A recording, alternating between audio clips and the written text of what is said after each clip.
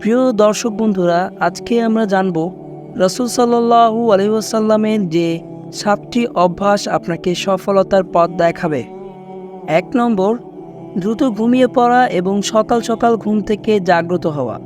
মহানবী হযরত মুহাম্মদ সাল্লাল্লাহু আলাইহি ওয়াসাল্লাম এশার নামাজের পর কোনো বিশেষ কাজ না থাকলে যত দ্রুত সম্ভব ঘুমিয়ে পড়তেন এবং তাড়াতাড়ি ঘুম থেকে জাগতেন।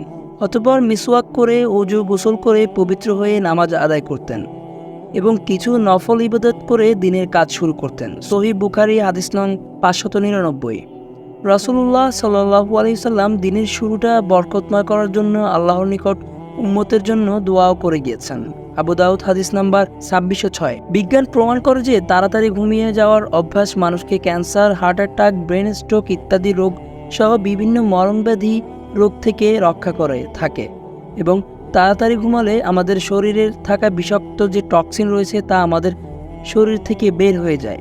অর্থাৎ শরীর থেকে বিষাক্ত টক্সিন নির্গত হয় এবং এর সাথে সাথেই মেলাটোনিন নামক হরমোন নিঃসৃত হয়, যা আমাদের দেহকে রোগমুক্ত রাখতে এবং মানসিক দুশ্চিন্তা থেকে মুক্ত থাকতে সাহায্য করে।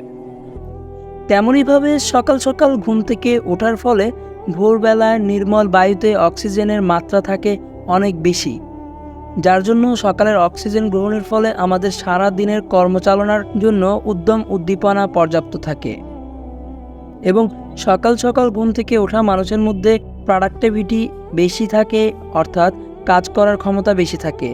যারা দ্রুত ঘুমিয়ে এবং দ্রুত ঘুম থেকে উঠে তাদের মধ্যে হতাশা, দুশ্চিন্তা, গ্রস্ততা ইত্যাদি হওয়ার সম্ভাবনা কম থাকে। 2 নম্বর, স্বল্প আহার গ্রহণ। মহানবী সাল্লাল্লাহু আলাইহি সাল্লাম রোগ ও অসুস্থতা প্রতিরোধ করার জন্য কম খেতেন। হাজার বছর পরে বিজ্ঞান আজ প্রমাণ করে যে অল্প আহার গ্রহণ করে আমাদের মধ্যে অনেক রোগ প্রতিরোধ ক্ষমতা বৃদ্ধি করে। তার ভিতর রাসূলুল্লাহ সাল্লাল্লাহু আলাইহি সাল্লাম বলেছেন, পিঠের দ্বারা সোজা রাখার মতো কয়েক লোকমা খাবারই আদম সন্তানের জন্য যথেষ্ট। আর বেশি খাবার ছাড়া যদি থাকা সম্ভব না হয় তাহলে পেটের 1/3 খাবারের জন্য, 1/3 পানির জন্য আর বাকি 1/3 শ্বাস প্রশ্বাসের জন্য রাখবে। তিরমিজি হাদিস নং 2383। 3 নম্বর, ধীরে ধীরে খাদ্য গ্রহণ। খাওয়ার পরে মস্তিষ্কের সংকেত আসতে প্রায় 30 মিনিট সময় লাগে। তাই অনেক সময় দেখা যায় ভরপেট খাবার 30 মিনিট পর মানুষের কাছে অস্বস্তি বোধ হয়, কারণ সে খুব বেশি খেয়ে ফেলেছে। তাই পেট খালি থাকতেই খাবার বন্ধ করা উচিত।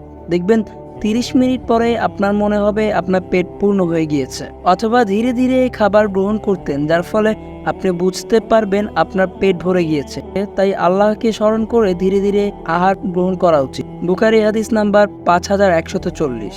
4 নম্বর, পরিবারের সঙ্গে খাবার খাওয়া। আমাদের মহানবী সাল্লাল্লাহু আলাইহি ওয়াসাল্লাম সবসময় পরিবারের সবাইকে একসঙ্গে নিয়ে খাবার খাওয়ার ব্যাপারে উৎসাহিত করেছেন। আজ মনোবিজ্ঞানও বলে যে পরিবারের সবাই একসঙ্গে খাবার খেলে অনেকাংশে মানসিক চাপ কমে যায়। অর্থাৎ একাকী না খেয়ে কোনো মেহমান অথবা পরিবার অথবা সন্তান অথবা কোনো খাদেমকে সাথে নিয়ে খাওয়া উচিত। কেননা হাদিসে এসেছে, নবী সাল্লাল্লাহু আলাইহি ওয়াসাল্লাম বলেন, তোমরা সম্মিলিতভাবে তোমাদের খাবার খাও এবং আল্লাহর নামে খাও, দেখবে তোমাদের খাদ্যে বরকত হবে। আবু দাউদ হাদিস নাম্বার 3766। 5 নম্বর, 3 ডোকে বা 3 শ্বাসে পানি পান করা। মহানবী সাল্লাল্লাহু আলাইহি ওয়াসাল্লাম 3 ডোকে পানি পান করতেন, এটা সুন্নাহ। আজ বিজ্ঞানীরা দাবি করেছেন একসঙ্গে পানি পান করলে আমাদের ব্লাডের ইলেকট্রোলাইটগুলো বেড়ে যায়। এর ফলে মাথা ব্যথা, মাথা ঘোরানো এবং ভারসাম্যহীনতার সৃষ্টি হতে পারে। তাছাড়া 1 ডোকে ডক করে পানি পান করলে পাকস্থলী ক্ষতির সম্মুখীন হয়। হযরত আনাস রাদিয়াল্লাহু তাআলা আনহু থেকে বর্ণিত, তিনি বলেন, রাসূলুল্লাহ সাল্লাল্লাহু আলাইহি ওয়াসাল্লাম 3 নিঃশ্বাসে পানি পান করতেন, অর্থাৎ তিনি একবারে সবটুকু পানি পান করতেন না। বুখারী হাদিস নাম্বার 5631।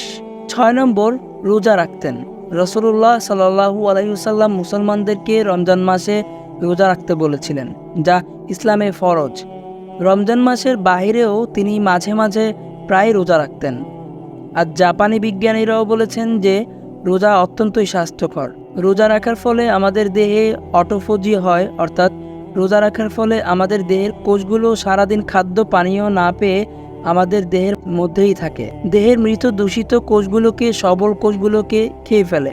যার ফলে আমাদের ক্যান্সার ও অন্যান্য শারীরিক রোগ থেকে রক্ষা করে। এই অটোফেজি তথা রোজা রাসূলুল্লাহ সাল্লাল্লাহু আলাইহি সাল্লাম সাধারণ মাসগুলোতে প্রতি মাসে কমপক্ষে 3টি করে রোজা রাখার পরামর্শ দিয়েছেন।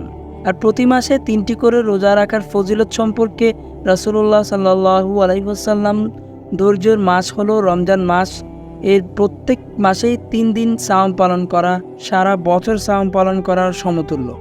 সুবহানাল্লাহ। নাসাই হাদিস নাম্বার 2408। 7 নম্বর, হাসি খুশি থাকুন।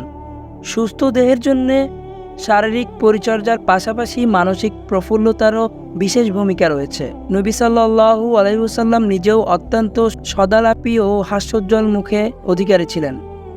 সাহাবীরাও বলতেন, আমরা হুজুর সাল্লাল্লাহু আলাইহি ওয়াসাল্লামের চেয়ে বেশি হাসি খুশি আর কাউকে দেখিনি। তিরমিজি হাদিস 3641।